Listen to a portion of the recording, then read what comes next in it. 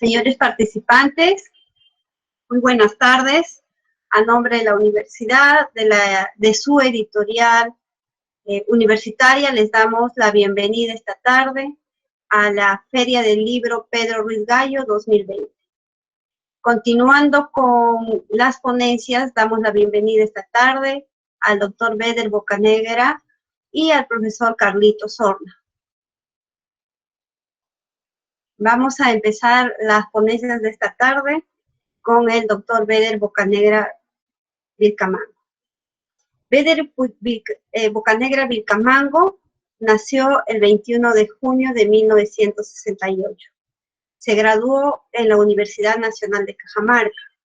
Se desempeñó como docente, subdirector de formación general en la institución educativa Santa Lucía de Ferreñafe. Fue docente en el Instituto Superior Pedagógico Monseñor Francisco González Burga, docente de posgrado en la Universidad Nacional Mayor de San Marcos, San Ignacio de Loyola y Marcelino de Champañá. Cuenta con 27 años de servicio, 16 de los cuales como docente ordinario, adscrito al Departamento de Ciencias de la Educación de la Facultad de Ciencias Histórico-Sociales y Educación. El año 2016 fue condecorado con palmas magisteriales en el grado de maestro. Dentro de su producción académica de maestro Beder, ha desarrollado ponencias en países como Argentina, Ecuador, México y Portugal. Ha publicado artículos académicos en Argentina, Cuba, México, Portugal y Colombia. Es creador de la estrategia didáctica muy conocida, la Chacana Pregunta. Es miembro de la red IRDIP Colombia. Ha publicado Aprender en el aula y Comprender para aprender. En literatura, ha publicado Mañana te cuento el resto, Ahora el resto, La decisión de Bochis y Me gusta tu edad. En versión digital también tiene publicaciones, como Tantas veces, Señor No, es una novela breve, y Cuentos de Corona. El libro que hoy nos va a ilustrar se denomina Aprender en el aula. Este libro cuenta con 2 capítulos.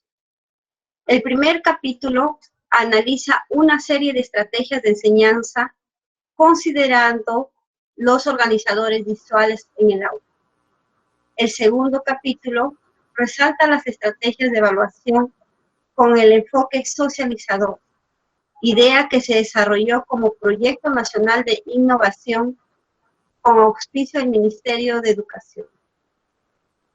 Doctor Beder, maestro, le dejamos el uso de la palabra para que nos ilustre acerca de aprender en el aula.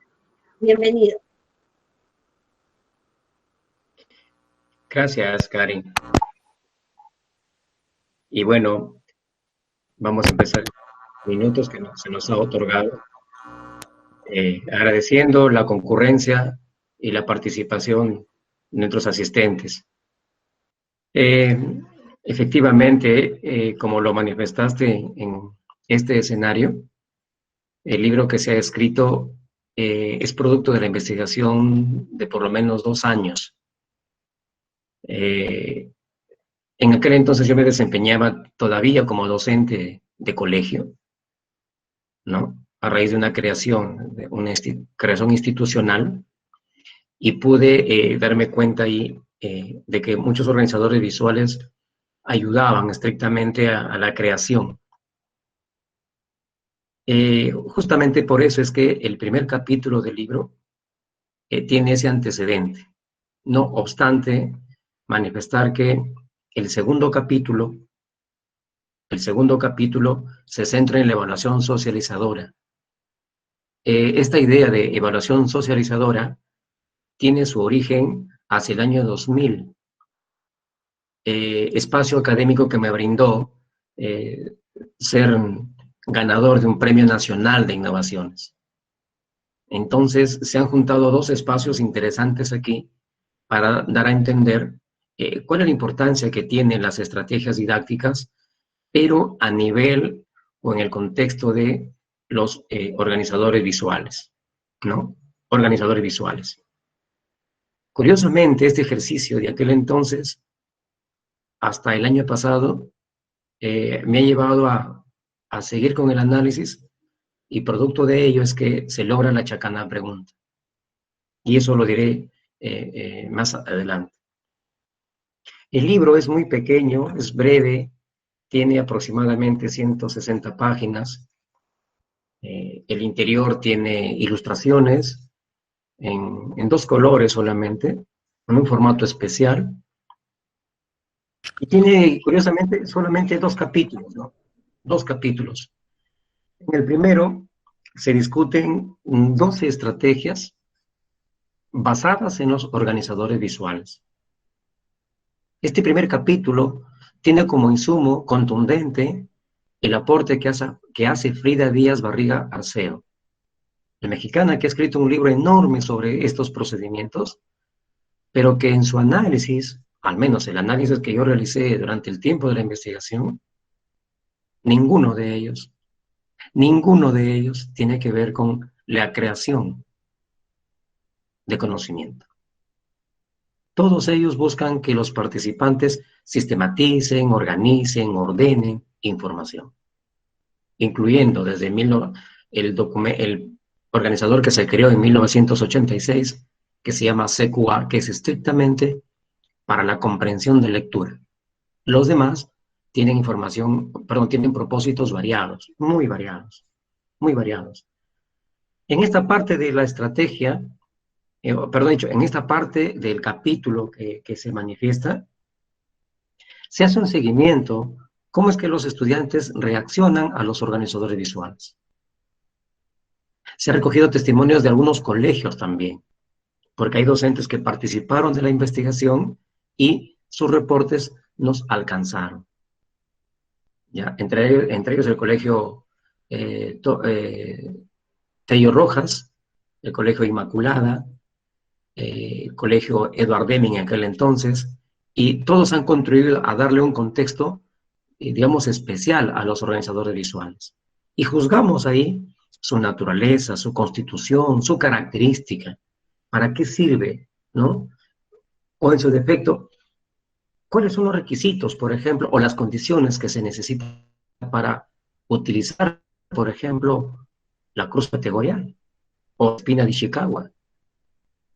¿Qué se necesita? No es únicamente que el docente le haga proveer de información, sino que aquí el argumento o la razón de ser de la funcionalidad de estos organizadores es que los saberes previos del estudiante cuentan muchísimo. Cuentan muchísimo. Y aquí no importa si los saberes previos se acerquen o se aproximen, digamos, al verdadero sentido de la información. No se juzga eso. El conocer previo, el saber previo, no se puede juzgar su naturaleza. Sea errado o sea acertado, sea no explícito, ambiguo, lo que fuere, es un punto de partida. Elemento que en las prácticas educativas los docentes no advierten, no lo advertimos, mejor dicho. Porque les damos a los estudiantes que desarrollen, por ejemplo, un mapa conceptual, y el producto de ello es el traslado de la información del texto o del material brindado hacia el organizador. Y los saberes previos de pronto se dejaron de lado. ¿Y por qué necesitamos el saber previo? Porque este genera el conflicto, genera incertidumbre, que el alumno debe plantear, o sea, que el alumno debe resolver mediante una propuesta. Como no se tiene en cuenta el saber previo, entonces los organizadores simplemente se quedan en el plano de la organización de información, sistematización de ella, resumir información, a copiar información, pero no genera conocimiento. Y ahí hay un peligro para la formación de los estudiantes, puesto que las manifestaciones académicas o los trabajos comúnmente llamados no representan realmente esa movilización de competencias, capacidades que apunten, por ejemplo, a determinar un buen desempeño y consecuentemente llegar al estándar. Porque recordemos que en nuestro sistema educativo la meta es los estándares. Hay estándares, colegas, hay 8 estándares. El último, refiérase al de quinto de educación secundaria. Entonces, si hay estándares en el currículo nacional, si hay desempeños que observar, si hay capacidades que hay que darle sentido, los organizadores visuales serían solamente un tránsito que nos conduce a ello, pero no necesariamente estarían buscando la producción del conocimiento. ¿De acuerdo? Pero vale la pena entender esto, vale la pena porque los organizadores visuales, cual sea, ¿no es cierto?, digamos, el cuadro de entrada, de doble entrada, de triple entrada, el cuadro sinóptico, el cuadro secual, la espina de Ishikawa, la cruz categorial, ¿verdad? Los mapas mentales, el mapa conceptual, las redes semánticas, cualquier denominación que pudiera estar al alcance de nosotros, cualquiera,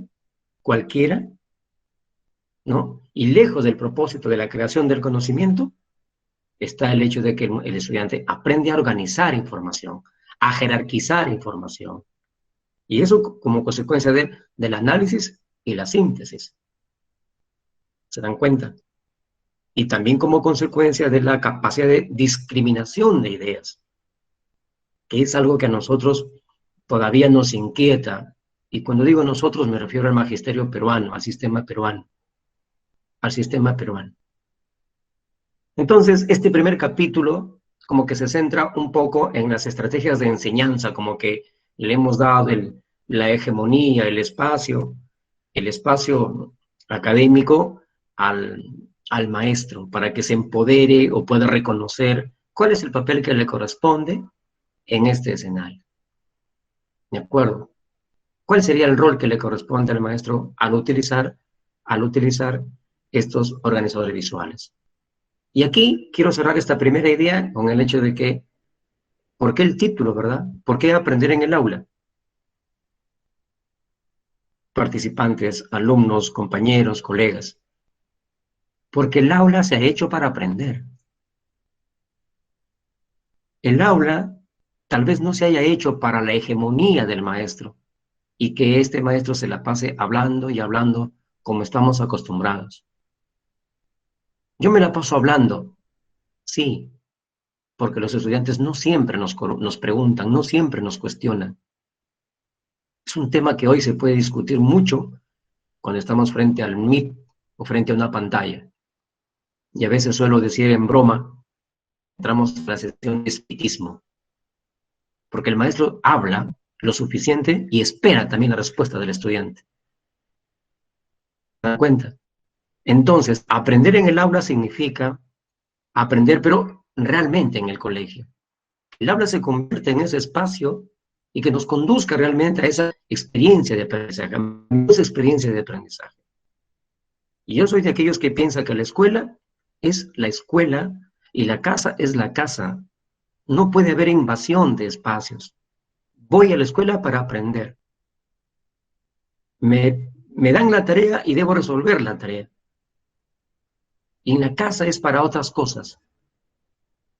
Siempre he pensado eso. Rara vez, los trabajos tienen que ser muy abundantes, exagerados, para que el alumno, incluso una tarea mal planteada, induce al estudiante a mandarla a hacer. Y con eso no se construye. Y cuando el maestro dice que no tiene tiempo suficiente para ello, yo le debo decir al maestro, el tiempo lo determina él mismo. Él mismo. Por lo tanto, no puede decirme que no me alcance el tiempo. ¿Se dan cuenta? Solamente por analogía, colegas, por analogía. La escuela cubana, un docente de la escuela cubana, solamente habla 15 minutos. Y el resto los estudiantes construyen conocimiento. Por eso es construcción del conocimiento. Razón por la cual me atreví a plantear esto. El alumno, el escolar, el estudiante debe aprender en la escuela. Por lo tanto, evitemos los trabajos para la casa, porque en la casa hay otras cosas que hacer. Y hoy, ¿qué tanta falta nos hace esa vinculación? Aquí, la primera idea, ¿ya? La primera idea. La segunda idea, como lo dije inicialmente, se sustenta en el proyecto que hace tiempo tuve la oportunidad de ser ganador a nivel nacional, y se basa en la evaluación socializadora. Aquí hay 8 estrategias, ¿ya? 8 estrategias cómo poder evaluar a los escolares. Algunas de ellas tienen incidencia en la producción de textos, pero la mayoría de ellas, aquí solamente presenté 8, realmente en mis trabajos de investigación son 14 estrategias. Todas ellas, todas, absolutamente todas, centradas en la coevaluación, autoevaluación y heteroevaluación. Todas ellas centradas en ella. ¿Y por qué surgió esta estrategia? Surgió porque los estudiantes, cuando culminan la etapa secundaria, o sea, a los 14 años de la vida escolar, ellos llegan a contestar 10.000 palabras. 10.000 palabras, aproximadamente. Unos más, unos menos. Durante toda la vida. Ya cuando estamos en la etapa superior, igual encaramos un examen. 100 preguntas, 150 preguntas. Y pasamos por la vía universitaria, o el instituto, o la escuela, y seguimos contestando preguntas. Y para ser nombrados, seguimos contestando preguntas. O sea, la escuela nos ha formado para ser contestadores de preguntas. Pues bien, yo voy con una pedagogía inversa, en el sentido de decirte, no más preguntas. Yo sí te digo que puedas plantear tus preguntas. Razón por la cual el año 2016 surge la Chacana Pregunta, que ese es motivo de otra exposición. Pero aquí, en este libro, en Aprender en el Aula, los estudiantes plantean sus preguntas, pero de una manera dinámica. Lo digo, el tiempo ojalá me alcance, me quedan 13 minutos. La más conocida, porque esa estrategia es la que más me preguntaban y la que muchos maestros pusieron en práctica y vivenciaron esa estrategia. En un salón de clase puedo tener 40 niños, separo el salón en 2 grupos. Me quedo con un grupo en el salón. No importa dónde se sienten. No los martirices, siéntate aquí, siéntate allá, no mires para... Eso es terrible para el estudiante. Déjalos que se sienten donde quieran. Quédate con 20. A ellos les pides que planteen preguntas. Sí, que planteen preguntas de la unidad que han trabajado o de los contenidos que ustedes consideren. Es el mismo tiempo que le vas a dar al siguiente grupo para que responda. ¿De acuerdo? Este formatito tiene las preguntas, tiene que haber indicaciones precisas del maestro, tiene que haber también un tiempo que se determine para ello y puedes decirle, bueno, que planteen 5, que planteen 6, que planteen 10 preguntas. En el colegio, yo sí he logrado que los estudiantes logren 10 preguntas. En la universidad, no lo logré. Muchos no pueden elaborar preguntas. Es curioso. Estudiantes de educación. Y se molestaron por ello. Pero bueno, este grupo que elabora las preguntas, cada uno elabora su batería de preguntas y para ello abre el cuaderno, abre el libro, saca su Biblia, agua bendita, qué sé yo. Está rodeado de la información. Dejemos que el alumno haga las preguntas. Este formato no lleva el nombre del que hizo las preguntas. Terminaron, muy bien. Ahora sí, abandonan el salón y pasa el siguiente, el que estuvo en el patio, de repente fastidiando. Y conforme van ingresando, les vamos dando el examen. Y que se sienten de la misma manera en cualquier lado. Y que contesten el examen de su propio compañero con las mismas condiciones. Tiempo, recursos, material, todo lo que dispongan al lado. Es el mismo tiempo para ellos. Es decir, un grupo pregunta y el otro grupo responde. Una vez que se ha terminado este proceso, En lugar yo de recibir 40 exámenes, recibo 20 exámenes. Bueno, en casa califico el examen, ¿me entiendes? Ahora sí viene el problema para el maestro, porque el maestro es un poquito flojito, como que no le gusta, como que no le gusta. Ahora tiene que corregir 20 exámenes, pero por 10 preguntas son 200 preguntas. En cambio antes era un solo examen, para 4 secciones, tipo IBM, para marcar ABCD y que no sé cuánto. Facilito era el examen. En cambio aquí no. Son 20 preguntas y cada examen es distinto y refleja un sentir distinto, una perspectiva distinta. ¿De acuerdo? Muy bien, califico el examen, no pongo calificativos, nada, coloco un signo muy particular, una estrellita, una carita feliz, no sé, pero para mí tiene un significado y ese significado es la calificación, que sea 10, que sea 15, que sea 20, no lo sé. La siguiente clase, llevo el examen, pero para esto la persona que contestó el examen coloca su nombre, con lo cual se determina quién hizo el examen y quién contestó el examen. En la siguiente sesión, juntamos a los dos, a la persona que hizo y a la persona que contestó las preguntas, y que discutan la naturaleza de su respuesta. Verlos, comentar su pregunta y su respuesta es un espacio muy prolijo para el aprendizaje. El que contestó la pregunta refuta, la pregunta, y el que hizo la pregunta refuta la respuesta, y se ponen en un lío académico, revisan libros, cuestionan, tratan de modificar la pregunta, de modificar la respuesta, tienen dudas, enjuician fuertemente, y en algunos casos van los dos al maestro como para establecer las dudas. ¿De acuerdo? ¿Qué pasa? Que los niños tienen miedo a calificar. La mayoría tiene miedo. Y cuando se atreven a calificar, el número lo ponen bien pequeñito, bien temerosos. Le digo, ponle, hijo, ponle el 18, ponle grande, ponle que se vea. ¿Qué logré con esto? ¿Qué logré con esto? Que el 76% de estudiantes son honestos para calificar. Hablo de estudiantes de primero de secundaria. Año 99, 2000, 2001, hasta el 2004, año en que yo llego a la universidad. Y esos estudiantes, cuando salían desaprobados, ni uno de ellos criticó a su jurado. Al contrario, pedía otra oportunidad, profesor, otra oportunidad porque necesitamos hacer esto. Al inicio, y aquí viene la gestión del conocimiento, al inicio del año, hablo de marzo, abril, las preguntas todas eran de memoria, todas, absolutamente todas eran de memoria. Yo tenía que soportar estoicamente ese comportamiento. Pero llegado septiembre, llegado octubre, el proceso había cambiado radicalmente. Radicalmente. Todas las preguntas eran de juicio crítico. Absolutamente todas. Todas. Quiero decir, de 10, 10. De 10, 10. Pero no de todos los estudiantes. Ahí habrá pues 1, 2, 3% que no cumplía las 10 preguntas. De 10, habían 8, 7, 6 preguntas que sí representaban un avance digamos, en el dominio del conocimiento, en la producción del conocimiento.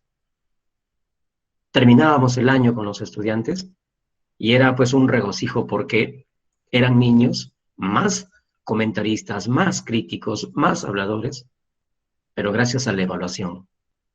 Y todo el mundo quería vivir la estrategia porque ellos querían reflejar su poder a través de la pregunta, porque entre ellos hasta competencias hubo, de quién plantea, en su lenguaje, quién plantea la pregunta más difícil.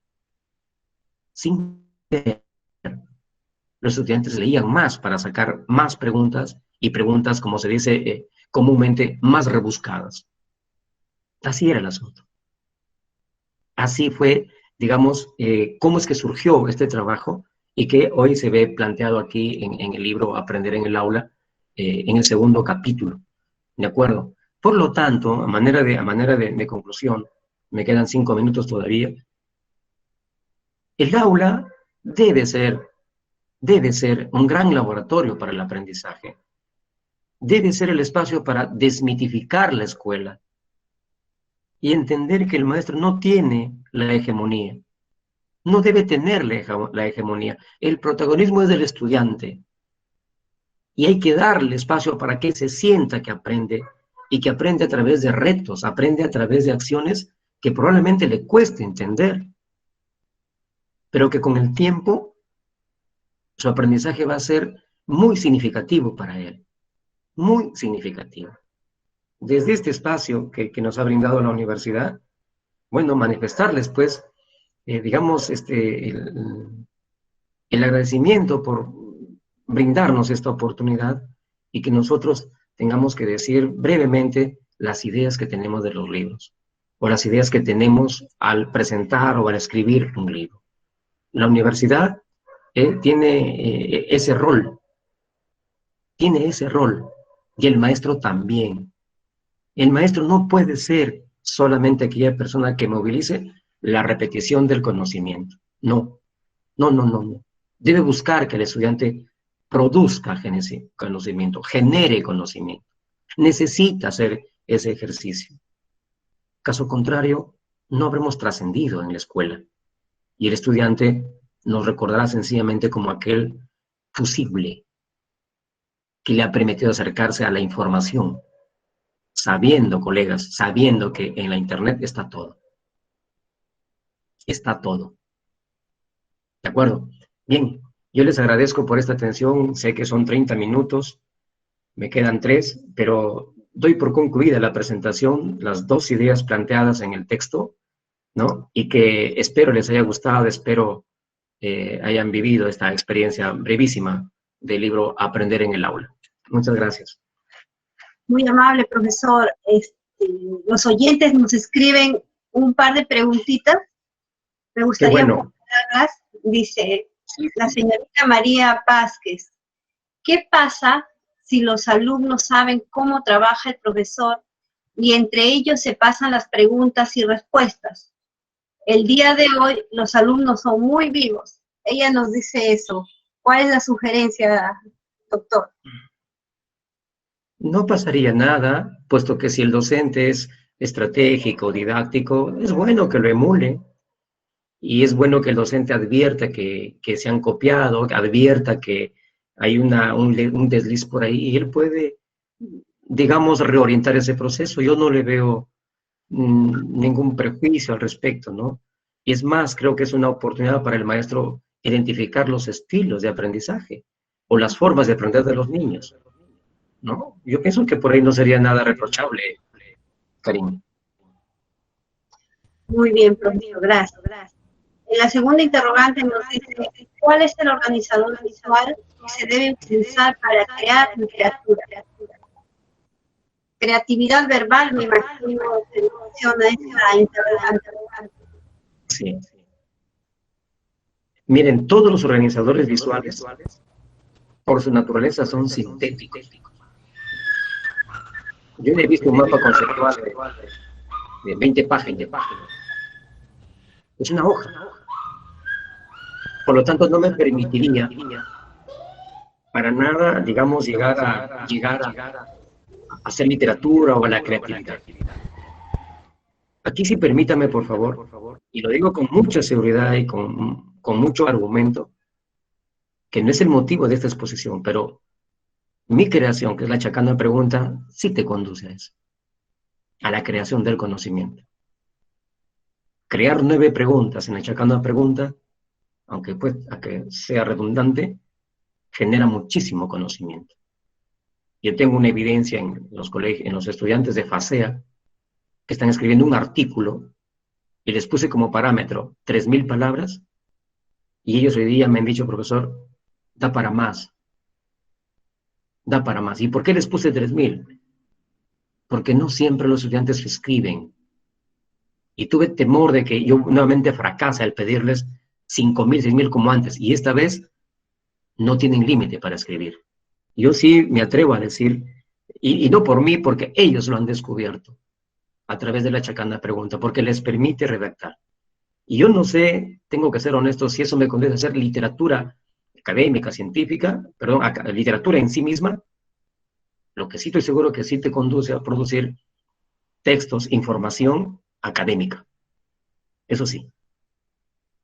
Por lo demás, ningún organizador visual, desde aquel que se creó en el siglo XVIII hasta 1986, desde el cuadro sinóptico hasta el CQA, ninguno permite la generación del conocimiento. Lo digo enfáticamente. Karen, siguiente pregunta. La siguiente pregunta la formula el señor Pedro Bernilla Tantarico. Nos dice, ¿qué organizador visual es más fácil de enseñar en el aula? Todos pueden ser fáciles en la medida en que el docente privilegie esa facilidad. ¿Ya? Pero un organizador visual, permíteme, Bernilla, no se enseña. Un organizador visual es el medio para generar actitudes, ideas, propósitos, objetivos. Los organizadores ya están establecidos. Mapa mental, mapa conceptual, red semántica, está. Pero alguien diría, ¿por qué? ¿Y dónde está? Está aquí, pues. Está en nuestra mente porque me han dicho que el mapa conceptual, ¿verdad? No va, te dice, trabájame con conceptos. Y Busan le dice, no, momentito. No. Trabájame con relaciones. Por eso es red semántica o mapa mental. Y la diferencia entre ellos es que no hay conectores lógicos. Por lo demás, la información puede ir de modo vertical y también de modo horizontal. ¿De acuerdo? Cruz categorial, vertical, horizontal. Spin Ishikawa, horizontal y vertical, causa-efecto. Árbol de problemas, causa, problema, efecto, vertical. La cantidad de causas, horizontal. La cantidad de efectos, horizontal. Entonces, el dominio del espacio en los organizadores visuales es horizontal y vertical, pero solamente para organizar información. Y uno puede ser fácil o difícil en tanto, y ahí viene el tema, en tanto los saberes previos se sepan explorar, se sepa poner en cuestión. Si no, no podría organizar información el estudiante. Sería muy difícil para él. Bien, Karen. Muy bien. Para concluir, doctor, ¿cuál cree usted que sea el futuro del libro? Mucho se habla de que va a desaparecer y que solamente van a existir los ebook o los libros online. ¿Cuál es su opinión al respecto? El libro escrito, impreso, no va a desaparecer, ¿ya? No va a desaparecer porque lo puede disponer en el aplicativo de tu celular, pero si se te va la batería ya fuiste con tu libro. Si se te va el dispositivo también fuiste con tu libro, pero un libro impreso de páginas, bonito, aunque con su olorcillo, aunque recontra rayado, te va a acompañar siempre. Te va a acompañar siempre. Entonces, Karin, no va a perder vigencia. No perdería vigencia. ¿De acuerdo? Bien. Para tener libros digitales necesitamos otro tipo de actitud también. Así. Así es, Karin. Profesor Beder, ¿dónde pueden adquirir sus libros? Nos preguntan por acá. Ya, ¿Aula? bueno, aquí viene el tema comercial ya. Yo mismo lo estoy vendiendo porque las librerías lo encarecen enormemente. El libro en librería estaba costando 48 soles, imagínense. Y yo lo vendo solamente a 25.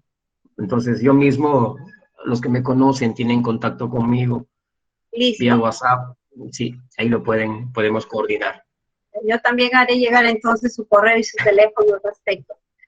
Bien, Bien, doctor, okay. agradecemos su participación y le invitamos pues a publicar con la editorial, con su editorial. Ese es el objetivo de esta feria, que conozcan las personas que nos siguen, que nuestros escritores se acerquen a su editorial para que las próximas producciones pueda ser su casa Pedro Ruiz Gallo quien pueda publicar ese libro, ¿no? Sí, Muchas tiene que gracias. ser así. Gracias, Karen. Gracias a ustedes. Gracias por acompañarnos en esta noche. Muy amables. Muy amable. Bien, continuando con las exposiciones, también nos acompaña mi querido profesor, el doctor Carlos Alberto Horna Santa Cruz. Carlos Alberto Horna Santa Cruz nació en Chiclayo un 22 de junio del 47. Realizó estudios primarios, secundarios y superiores en instituciones educativas ubicadas en Chiclayo, Guadalupe, Trujillo, Lambayeque, respectivamente. Culminó la especialidad de Castellano y Literatura en la Universidad Nacional de Trujillo. Ha obtenido los grados académicos de Bachiller en Educación en la Universidad Nacional de Trujillo. Es maestro en docencia universitaria e investigación educativa, conferido por la Universidad Nacional Pedro Ruiz Gallo, donde aún se desempeña como profesor principal en la Facultad de Ciencias Histórico-Sociales y Educación.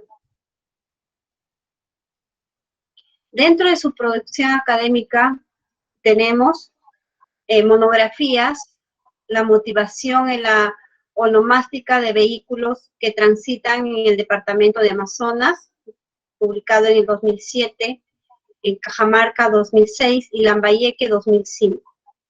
Artículos y ensayos, el rol motivador de Runacay 2005, la motivación en la onomástica de vehículos que transitan en el departamento de Lambayeque 2003, Antonio Escobar y su remanso de amor 2002, publicados en revista Umbral de la Facultad de Ciencias Históricos Sociales y Educación, Martín Lozada y su Valle de Saña, editado en la revista Perfiles, CEAP Pedro Ruiz Gallo 2005.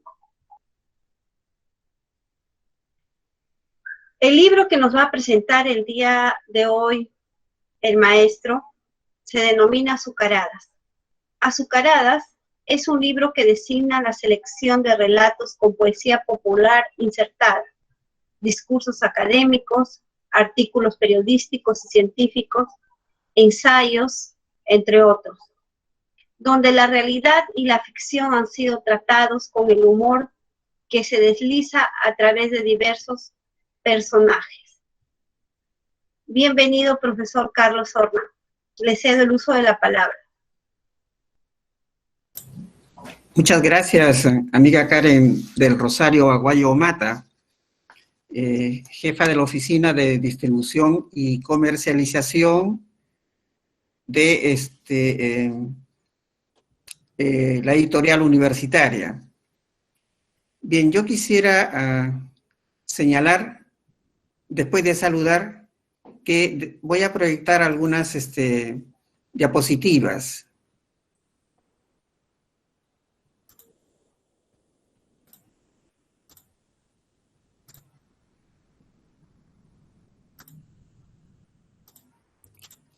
Como pueden observar, el título del libro que ahora presento se denomina Azucaradas y se editó el año 2011, pero se ha reimprimido el año 2018.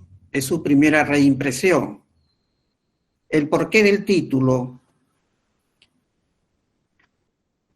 En 1975, no solo laboré como profesor de lenguaje y literatura en el Centro Educativo Fiscalizado de Educación Secundaria Tupac Amaru de Tumán, sino dicté cursos de mi especialidad en la Academia de la Federación Universitaria de Lambayeque, AFUL, donde solía utilizar la anécdota autobiográfica o de famosos artistas, filósofos o científicos para comenzar el proceso de enseñanza-aprendizaje. De esta manera, procuraba ser escuchado, establecer relación empática con el alumnado o despertarles interés por el tema considerado en la programación anual del referido colegio o en el prospecto publicado a fin de que los postulantes aprueben exitosamente el examen de admisión para emprender estudios en alguna carrera profesional ofertada por nuestra alma mater. Como la anécdota es el relato breve de un hecho curioso, insólito o sorprendente que puede ocurrirle a cualquier persona, no solo me servía para provocar la sonrisa, sino formular a mis discentes un cuestionario con preguntas de retención, comprensión, enjuiciamiento, valoración, etc., cuyas respuestas permitían configurar el diálogo y la interactuación tan útiles durante el desarrollo de una sesión de aprendizaje. Una vez concluido dicho quehacer pedagógico, algunos educandos solicitaban la escritura de la anécdota y yo ofrecía entregarla en la próxima clase. Cuando redacté varias anécdotas, las publiqué en un folleto denominado Azucaradas, título que fuera sugerido por el profesor tupacamarino Antonio Tamey Delgado, porque en su lar la abundante producción de azúcar causaba sonrisas, alegría y felicidad a todos los socios de la entonces Cooperativa Agraria de Producción Tumán, limitada número 14. En vista que el tiraje de 300 ejemplares rápido se agotó, y al percatarme que conservaba otros textos literarios y no literarios, cuentos, poemas, discursos poéticos, crítica literaria, prólogos, ensayos, etc., decidí editarlos en un libro que aún lleva el mismo nombre del folleto, Azucaradas. Sobre él, el crítico literario chiclayano, Delgado Fernández, sostiene que este libro designa la selección, como se ha mencionado, de relatos con poesía popular insertada, discursos académicos, artículos periodísticos y científicos, ensayos, donde la realidad y la ficción han sido tratadas con el humor que se desliza a través de diversos personajes, aderezados los textos con un toque artístico en el lenguaje y sazonados los comentarios literarios con la lucidez que presta el enunciador a sus lectores. El mismo crítico continúa: ha de orientarlos, entonces, hacia la cultura popular a la cual va dirigida el acopio en cuestión, que asume la función no solo de entretener, sino también de educar mediante la exposición que informa, el rol motivador de Runacay, e invita a la reflexión y a la crítica, como se puede visualizar o leer en el ensayo Universidad y Docencia. El poeta y narrador ferreñafano Víctor Díaz Monge ha opinado también que Azucaradas muestra en su espectro multitud de gajitos real maravillosos, endulzados de sátira y humor. Para este caso servirán entonces de espécimen los títulos Creatividad, Otras narraciones, Lírica, Crítica literaria, Discursos poéticos, Reflexión crítica, Galería del recuerdo, etc. Asimismo, el docente y crítico literario Rogelio Vilcherres Choso, que pudo presentar el libro en un evento organizado por el conglomerado cultural en, la Dirección Desconcentrada de Cultura, antes denominada Instituto Nacional de Cultura, precisamente después de algunos otros amigos que hacían igualmente la presentación de sus trabajos literarios, dijo lo siguiente: el docente y crítico literario que aludí mencionó que Carlos Horna Santa Cruz, como polígrafo, ¿no?, en Azucaradas no solo propone diversas tradiciones orales, sino fomenta la investigación lingüística, es decir, el estudio valioso de la onomástica de vehículos que transitan en Lambayeque y también la creación literaria. Como pueden apreciar, ahora en las imágenes está al recreo otra vez y Fuikiti, que son los libros posteriores a la publicación de Azucaradas. Debo destacar, en realidad, el propósito que me animó a redactar o escribir Azucaradas.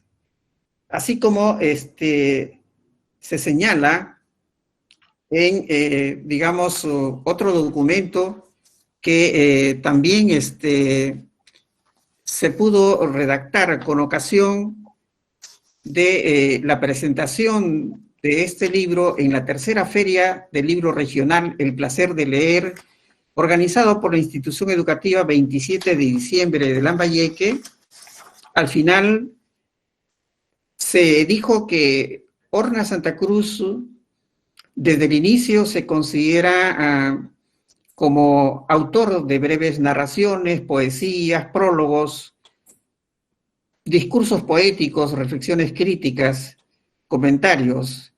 Y se decía que efectivamente Fuiquiti, como Al Recreo, otra vez, no eran sino libros secuenciales del primero, o sea, de Azucaradas. ¿Por qué razón? Porque el escritor actúa, en este caso, como un polígrafo, es decir, una persona que no solamente aborda la poesía, sino que junto a la poesía también escribe otros textos literarios, artículos de crítica, reflexiones, prólogos, presentaciones, etcétera, ¿no? Entonces, se prosigue con el propósito de orientar hacia la cultura popular para cumplir no solo la función de entretener, sino de educar, como señaló nuestro amigo Delgado Fernández. Asimismo, Horna Santa Cruz incentiva, según este documento, el saber ser, estar, hacer, crear, imaginar y formar al hombre cada vez que combina la ficción con la realidad o decide publicar documentos de investigación lingüística, curricular, literaria y pedagógica. Entonces, como podrán apreciar, Azucaradas es el resultado precisamente de mi quehacer pedagógico en las aulas del CEFES Tupac Amaru, del Colegio Nacional de San José, del Instituto Enrique López Albújar, del Instituto Sagrado Corazón de Jesús en un periodo de presentación nada más, o en el Instituto Pedagógico Santo Toribio de Mogrovejo, ahora Universidad Católica, ¿no? También las inquietudes del profesor han ido sucediéndose en la medida del cumplimiento de su tarea en las aulas. De tal suerte que se puede decir, en el caso de Ernesto Facho Rojas, ¿no?, que con respecto a las narraciones, el profesor Carlos Horna apuesta por vivenciales historias, las cuales son un buen punto de partida para los cuentistas más universales, puesto que referir hechos verdaderos y no inventarlos permite al escritor redactar sucesos que gozan de una credibilidad exquisita. Así, los lectores se identifican con las respuestas, acciones, sucesos y descripciones de carácter verídico. Allí tenemos relatos como La Preciosa Locura, Secretario de Cultura, Yo me mato, El saco largo de Napoleón, etc. Bien, deseo decirles que este quehacer no se limita solamente a los 3 libros, ¿no?, que han sido publicados, sino que durante 18 años he codirigido una revista literaria denominada Runacay, o Runacay, que significa ser humano o humanidad.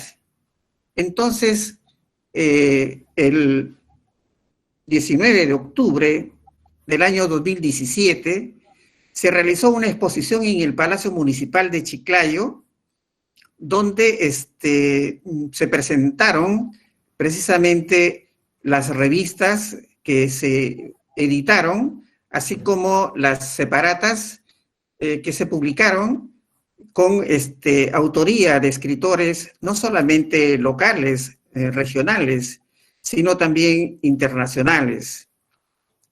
De tal suerte, entonces, que esta tarea resulta, pues, como un quehacer iniciado en la universidad donde estudié, primero en el colegio, con la revista Deseos Guadalupanos, después en la universidad, con la revista Literatura,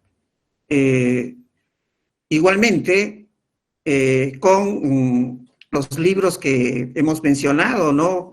Azucaradas, Al recreo otra vez, y Fuikiti, igualmente con la revista Umbral, Nueva Etapa, que precisamente lo que pretendía es vincular a nuestra facultad no solamente con los científicos, docentes científicos de nuestra alma mater, sino utilizar árbitros internacionales para que la revista sea indizada o internacionalizada y nuestra alma mater consiga muy prontamente su licenciamiento.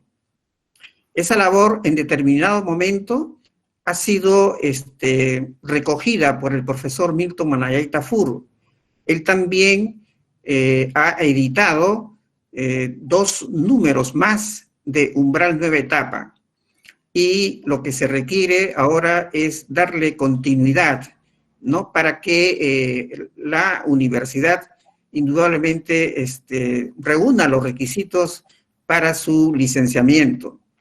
Ustedes saben que toda universidad debe, de vez en cuando, ¿no? Debe publicar revistas indizadas o internacionales, y lo ha hecho ya la Universidad Señor Zipán con su revista Socoen.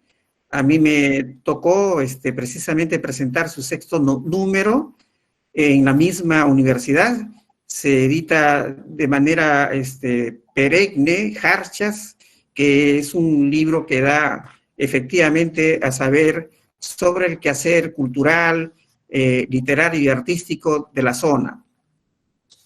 Y da homenajes, lo ha recibido Carlos, por ejemplo, perdón, el nombre de nuestro amigo es Raúl Ramírez Soto, no Carlos, Carlos es su hermano.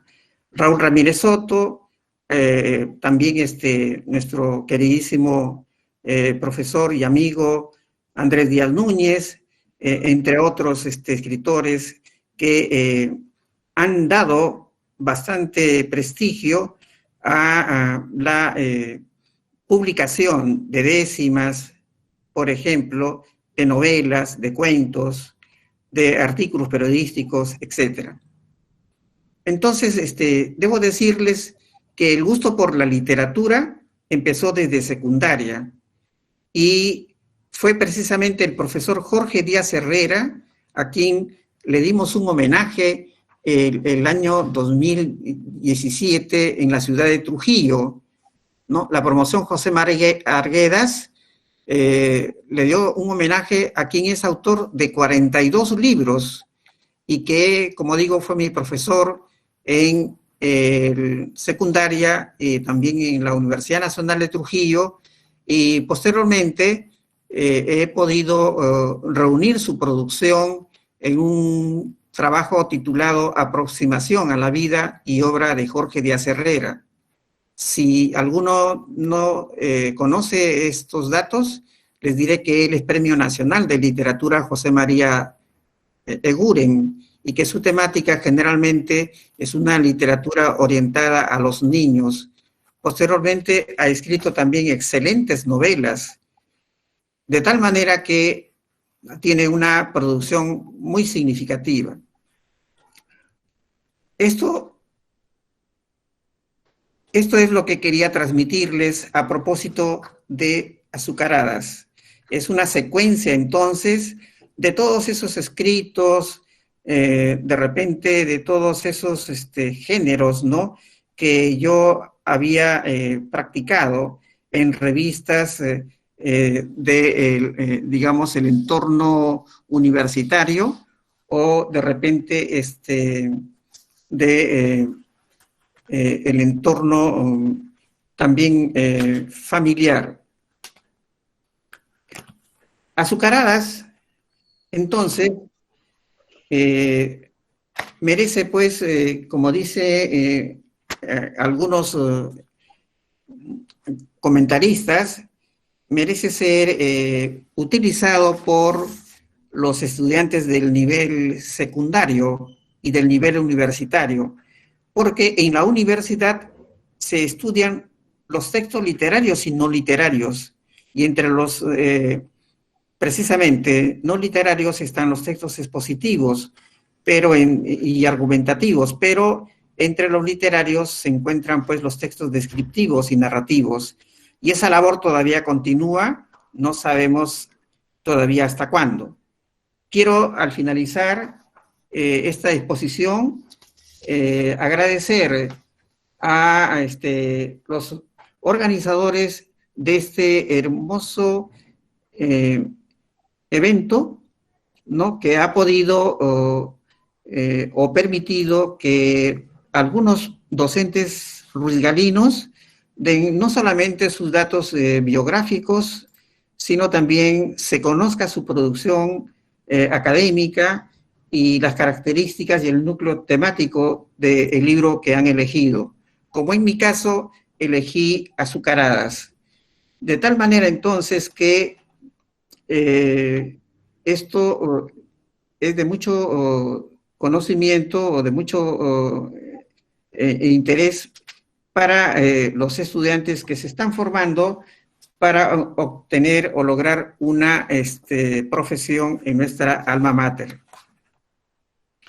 Brevemente voy a leerles una de las anécdotas.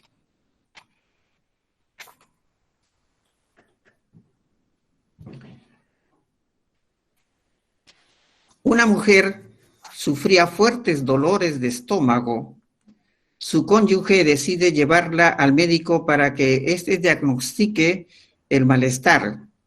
La secretaria anota los datos personales de la doliente y después de cierto momento de espera la invita a pasar para ser examinada por el galeno, quedando el esposo en la antesala. El terapeuta le ordena quitarse varias prendas de vestir y con algunos aparatos recorre el vientre, examinando riñones, hígado, páncreas, etc. Posteriormente escribe en su recetario la medicina que ha de curarla, pastillas, jarabes, ampolletas, y le sugiere reposo absoluto.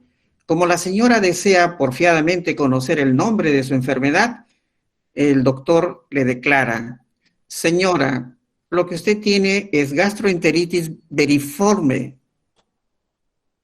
Abandona el consultorio y su pareja, al verla triste, le pregunta: ¿qué te ha dicho el médico que tienes? La compañera, alzando los hombros, responde: dice que tengo un gato enterito con uniforme.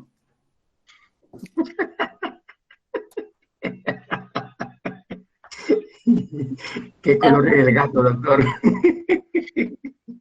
Bueno, podría, como digo, hacer lectura y ustedes van a sonreír o reír.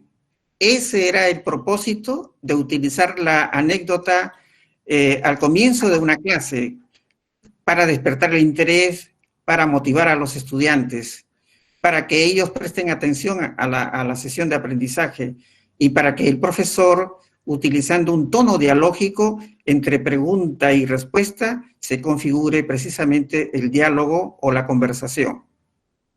Una vez más, agradezco a los organizadores del evento y estoy atento para que ustedes me planteen alguna pregunta. Sí, gracias, profesor Carlitos. Realmente Azucaradas, tras la realidad, el humor. Con la lectura nos ha dado a conocer la esencia de este libro. Muchas gracias. A ver, tenemos acá algunas interrogantes que han escrito la audiencia. Nos dice la licenciada Cecilia Coronado, ¿algún libro le sirvió como fuente de motivación para escribir Azucaradas? Esta llamada. Sí, en realidad fueron los libros de quien ahora he citado, ¿no? Como una persona que incentivó el arte de escribir, ¿no? Es Jorge Díaz Herrera. Él tiene en realidad una enorme cantidad de libros en las cuales hace uso de o empleo del buen humor, ¿no? De tal manera entonces que es reconocido con esa característica, ¿no? Entonces a mí me agradó, por ejemplo, lo hacía el profesor, ¿no? Contar anécdotas, y también a propósito de contar las anécdotas, a veces, ¿por qué no lanzar una pequeña sátira o ironía sobre el comportamiento de una persona, ¿no? Para que en base a eso no solamente aparezca la risa, sino también de manera indirecta mejorar su comportamiento, su relación con los demás. Sí.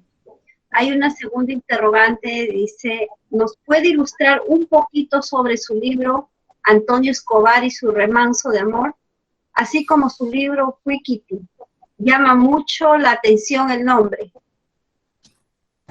Bien, Remanso de Amor es un libro de décimas de Antonio Escobar Mendívez, y este libro naturalmente se refiere no solamente a la ciudad de Guadalupe, en algunos casos aparece Chepén, también Jequetepeque, pero más Guadalupe, que para el autor resulta ser su remanso de amor. Ocurre que él es jequetepecano de nacimiento, y va a Semán, que era una ex hacienda, que después fue Cooperativa Arrocera, ¿no? Del Valle de Jequetepeque, con el nombre de Nuestra Señora de Guadalupe, y allí es cuando yo contacto con él, y entonces, sabiendo que es un buen escritor, entablo una excelente amistad, de tal suerte que los periódicos murales, los boletines que eran difundidos para el campesinado, pues contenían también relatos o poesías, ¿no?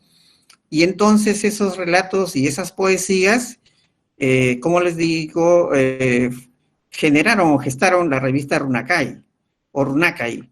Entonces no se pensó que solamente debería estar en esa revista los relatos y poesías de Escobar, sino de todos los escritores guadalupanos.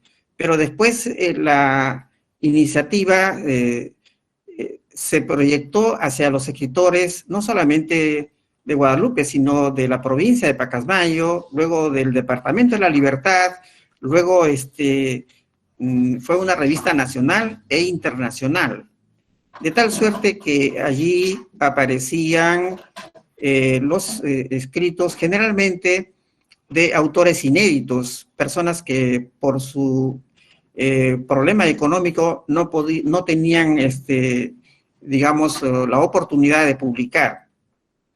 De tal suerte entonces que consagrados escritores como Raúl Ramírez Soto, como Hildebrando Briones, como Alfredo José Delgado Bravo, perdón, como Nixa, entre otros, también fueron aceptados por la revista. Concretamente, sobre Remanso de Amor, solamente una pequeña lectura. Dice: Guadalupe, remanso de amor. Que la Virgen me acompañe, María de Guadalupe. Que su gente me disculpe y su bendición nos bañe. A nadie mi verso dañe, porque no quiero ofender humilde vengo a ofrecer este mi sencillo canto para este pueblo de encanto que quiero ver florecer. Por ejemplo, ¿no? Y solamente he leído una décima de Remanso de Amor. La otra interrogante era sobre el libro Fuikiti. Sí, que le llamaba mucho la atención el nombre, nos dice el oyente. Sí, en realidad un pequeño relato les va a dar idea de lo que contiene este libro. Dice, como había trasnochado ese domingo, iba con retraso al comedor universitario. Óscar y Rubén momentos antes se cansaron de silbar desde la entrada del callejón, pero el fui de ambos no tuvo positivo resultado. Luego de despertar y salir presuroso por el jirón Cepita, transité hacia la calle San Martín para continuar a la arteria Independencia de la ciudad de Trujillo, donde el repentino y sonoro ladrido de Nerón de inmediato provocara pánico en dos hermanitos. ¡No corran!, les dije, deténganse y permanezcan quietos. Y al obedecer mis órdenes, el robusto y enorme bulldog dejó de gritar.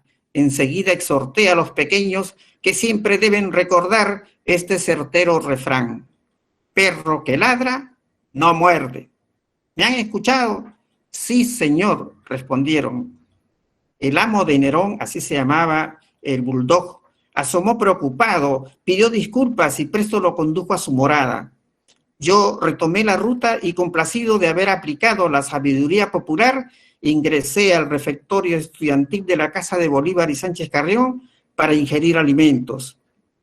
Cuando terminé de desayunar, salí del comedor y compré el diario La Industria, que absorto leía mientras caminaba a mi habitación. Esto, sin duda, impidió que visualizara el nuevo escape de Nerón, cuyo cercano y potente gruñido no solo produjóme terror, sino que al emprender un desesperado fuikiti, casi lloro por olvidar el aludido y juicioso refrán.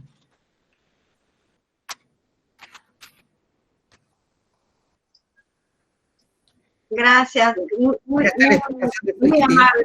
muy amable, profesor, muchas gracias. Y un último mensaje para sus alumnos con respecto al libro y la lectura. ¿Cuál sería el mensaje que usted les deja a sus alumnos? Bien, yo les diría a los alumnos que aunque cometan faltas ortográficas, que aunque no sepan utilizar las mayúsculas de repente, ¿no? O los signos de puntuación, que los alumnos escriban. Y entonces, haciéndolo, indudablemente que se evitará pues el plagio, ¿no? Que es un tremendo problema en la, digamos, realización de nuestras clases en la universidad, ¿no? Si le decimos a un alumno, por ejemplo, que redacte una biografía, el alumno rápidamente lo baja de internet y nos presenta la biografía de Palma, Valdelomar, Arguedas, Vallejo, etcétera, ¿no? Pero abajo le pone su nombre, pues, ¿no? O después del título le pone su nombre.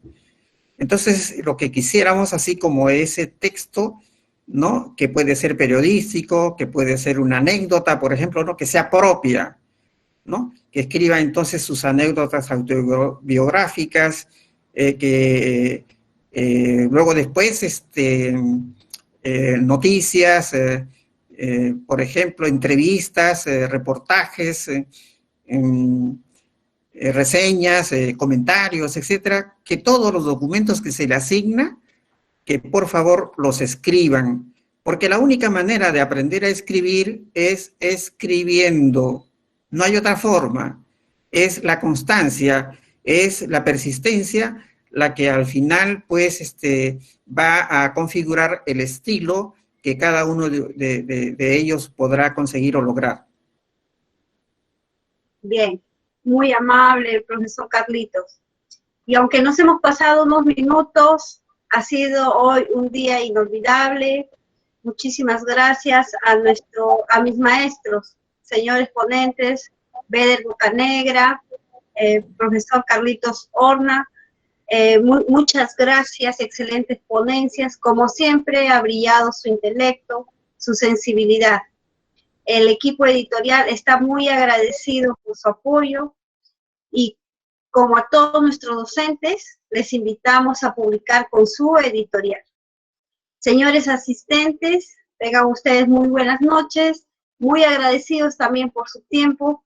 Les invitamos el día de mañana, continúa la Feria del Libro, inicia a las 10 de la mañana. A sus correos igual les vamos a estar enviando el banner para que sepan quiénes son sus escritores que van a participar el día de mañana. Muchas gracias y muy amables por su atención. Buenas noches.